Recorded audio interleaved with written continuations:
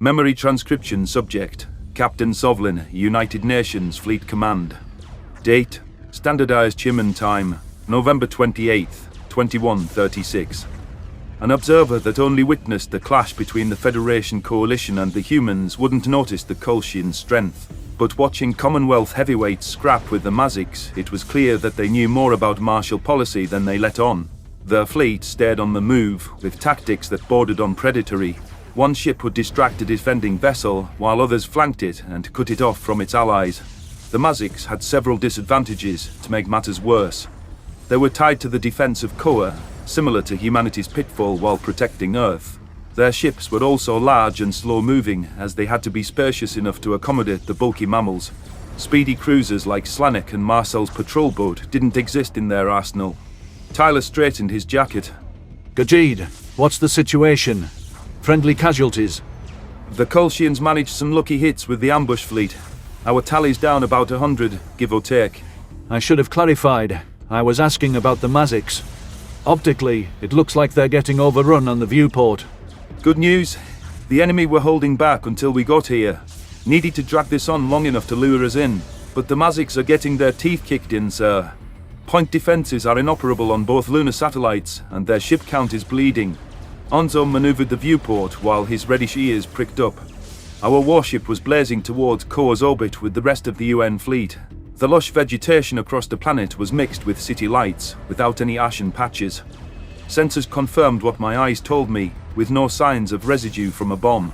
The 6 billion souls on world were safe, for now. However, Federation vessels were encroaching on the Maix inner sanctum. Friendly resistance had become negligible, the marker of an overwhelming defeat. Escape pods were jettisoned from a few craft, but the Kolshians pounced on any they saw. It was bizarre to watch a true herbivore receive predator treatment just for defecting. I hope Venlo Prime is heavily fortified. They must be viewed as the biggest traitors of all. The ones to blame for humanity's survival. Tyler bit his lip. This reminds me of Earth. We were powerless to stop them. When our air was venting and the captain ordered us to abandon ship, I knew we lost. You thought it was the end of humanity? Onzo finished. I'm sorry. Me too. Makes me nostalgic for the cradle. And that was a fucking war zone. Carlos nodded. It was all simpler then. Sam and I were stationed at The Hague during the cradle landing. Yeah, guard duty was better than playing war crime bingo. Samantha snorted.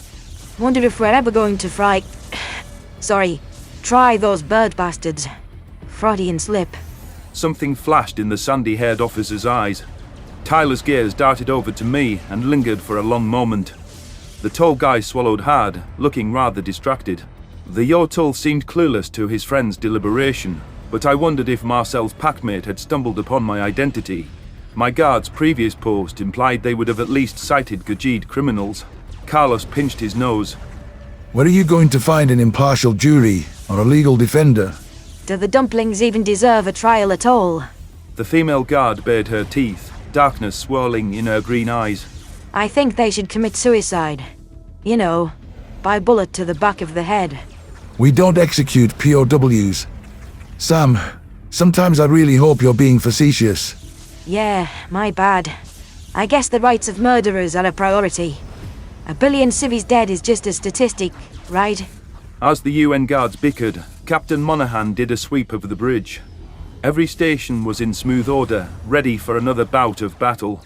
Both the Kolshians and the Maix had noticed our approach. Friendlies were flooding our comm station with pleas. It must be difficult for humans to sort out which regions carried the highest importance. Do we have an intercept course, Gajid? Tyler opened and clenched his fist, glowering at his console. Or should I say, Sovlin? I blinked. Sir... Do your job. We'll deal with this later. My heart leapt up into my throat, and fear slowed my thought process. Humans hadn't caused spine bristling in a while, but my brain knew Tyler was a threat. I never meant for the sandy-haired officer to identify me. All I wanted was to help the UN win this battle and achieve retribution. Samantha and Carlos abandoned their squabble. The male guard tensed up in case Tyler moved to assault me. While I was grateful that he was willing to protect me, I didn't want his interference. A beating from Marcel's packmate was the least I deserved. If anything, I wished the herbivore human had struck me during his visit. Onzo gawked at me. You two know each other? Not, Did I authorize you to chat? Tyler snarled. Where the fuck are those intercept routes? The Yordle ducked his head. Sorry, mate. I've never seen you act like this. It's making me uncomfortable. Not you. You can talk as much as you want, Onzo. I need a distraction from this chuckle fuck. Tyler squeezed his eyes shut, but his knuckles were turning white. I don't think the big guy realized he was granting a peek of his canines. Captain Monaghan drifted past the sensor station and worry creases lined her forehead. Our commander must have picked up on the tension because she hovered by us for an extra second. Status report. Monaghan cleared her throat, rapping the desk. Got anything from navigations? I'm concerned we might be too late for Koa. I squinted at the readout and chewed at my claws. No viable intercept courses. We can't get there in time. Several Federation ships are minutes from orbital range. What if the Mazics stop them, or slow them down? Ma'am, the Mazics are all but dead in the water.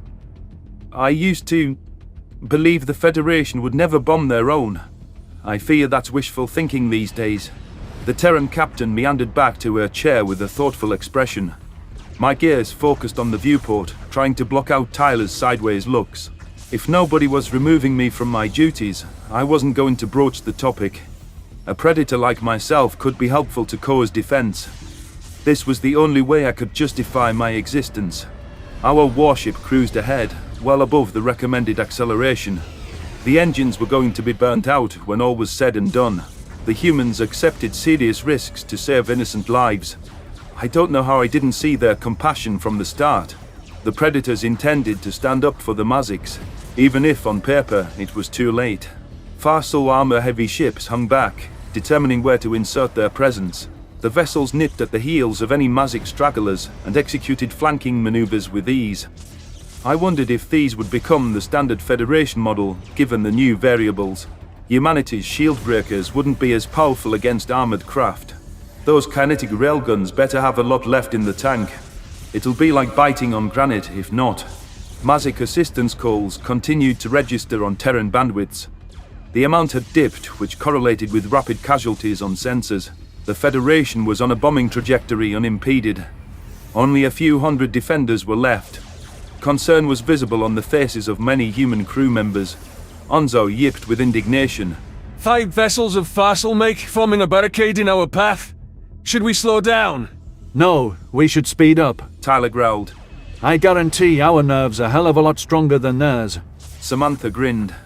That's not saying much, but I'm all in for painting a bullseye on their back. Converted Tillfish gunships, now decked out in UN insignia, hugged our sides. The allied duo broke with our pace and threw a little extra into the throttle. The Farsul vessels were waiting to put up an ionic barrier. They must have noticed the magnetic bombs. It didn't make sense to establish fortifications that would be knocked out. Fortunately, our warship still toted our plasma railgun. The 5 hostiles waited for the telltale energy spike before raising shields. Between the exorbitant armor and the well-timed barrier, our target shrugged off the blast.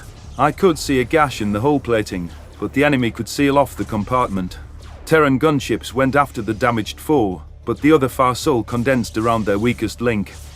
Armor tailored to kinetics was the Predator's match. These ships were designed to function past shield failures. I wasn't sure how even the humans could thwart these measures. If combat dragged on, it would waste precious time for the Mazic homeworld. Onzo shoved me out of the way. We have to reach Koa. I'm going to take a look, since Gajit Sovlin hasn't done anything useful. My first instinct was to challenge the primitive. This wasn't the time to make a fool of himself. Did the Uplift think he could join a Predator exchange program and magically qualify for tactical roles? Fighting wars in the third dimension was a far cry from tilling fields. Humans of all species should understand how behind the times Onzo was. I couldn't believe he was anything more than the ship mascot. The only reason I bit my tongue was to avoid provoking Tyler further. It was the officer's job to intervene here, despite any notion of friendship. However, The O'Toole was correct on my inefficiency. Tyler recognizing me weighed on my psyche, and guilt made it difficult to conjure up tactics. Perhaps asking for a transfer couldn't wait for the battle's conclusion. Once the marsupial floundered for a bit, I could hand the station over to Carlos and Sam. The ramming tactics work. We could clip them on the side. Velocity and mass are in our favor. Onzo said. Long as we don't strike them head-on, we should remain operational. Tyler stroked his chin. Navigations will need to find a perfect angle. We don't want to knock out any vital functions. Well, we don't even have to take these Farsal out. They're stationary, so they won't catch us if we pass them. Just need to shove the bastards aside. The sensors officer relayed the findings to Monaghan, who brought the nav station into the loop. Our warship drifted toward a Farsal ship's flank. The course adjustment was incremental. The Terran gunship took the lead, distracting our opponents with kinetics. It hadn't taken humans long to discover how atrocious prey were at multitasking. Our tail was angled away from the target. That was an attempt to keep the engine secure. Despite my skepticism on an uplift's capabilities, Onzo was quick thinking. I wondered if he had predator disease with such a knack for violence. It was one thing with human hunters, but genuine herbivores weren't meant for aggression. Are O'Toole doctors even trained in signs of predator disease? Did they screen for it in children at all? Carlos tugged me into a seat as our collision was imminent. The male guard looked nervous, listening to crash alarms on the PA. In contrast, Samantha's eyes smoldered with venom. She showed little concern for her welfare. That predator was a kindred spirit in many ways, having lost enough to seek vengeance at any cost. Our spacecraft broadsided the enemy, hurling it out of our path. The impact sent a jolt through our frame, and my head whipped forward. A harness sucked me back into my seat.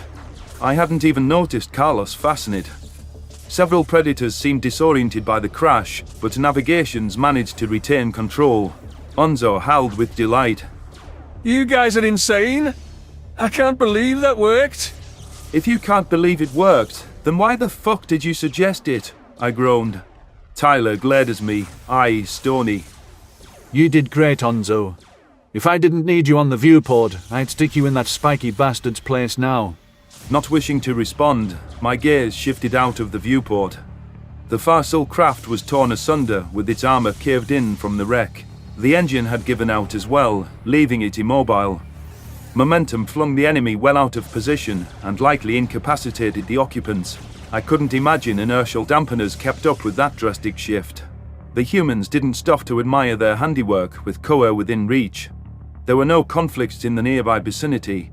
Maix friendlies had vanished from the sensor data after their final stand. Our comm station had gone quiet long ago, aside from the occasional status request from the surface. I didn't want to guess at the casualty count. Captain Monaghan was expressionless, presiding over the bridge. How could she retain such stoicism, knowing the imminent tragedy ahead? Humanity had raced to the Maix's defense and wrought havoc on the Federation assailants. Our victory was convincing and swift, enough to rout the ambush fleet from shock. Hostiles reached the orbital position all the same, and left the Predators with no good options. I could see the Kolshians hovering above the green orb, poised to drop their payloads. This homeworld had been stripped of its defenses, and the army was in shambles.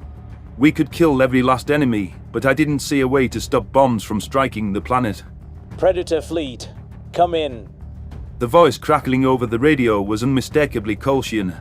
Change your vector now, or we will drop antimatter weapons on the planet. This is your only warning. Murmurs rippled across the bridge, but Monaghan raised a hand for silence.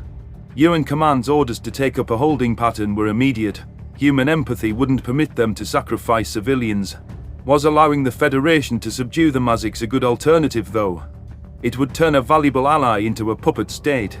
The United Nations agreed upon our captain's name when she offered to handle communications. Our battle-tested ship, unfortunately, carried seniority within the hodgepodge Terran fleet. The humans' original constructions were gutted during the Crocodile invasion. Surviving craft were few and far between. Qualified officers were in limited supply as well. Our captain's position was unenviable in my view. I wasn't sure what room there was to negotiate with those tentacled liars, or what an acceptable outcome was. More baffling was the Kolshian spoke to the human military at all. It was a blessing the Predators didn't request my input. Monaghan pressed a microphone to her lips. Federation attackers, we've halted our advance. We'd like to talk.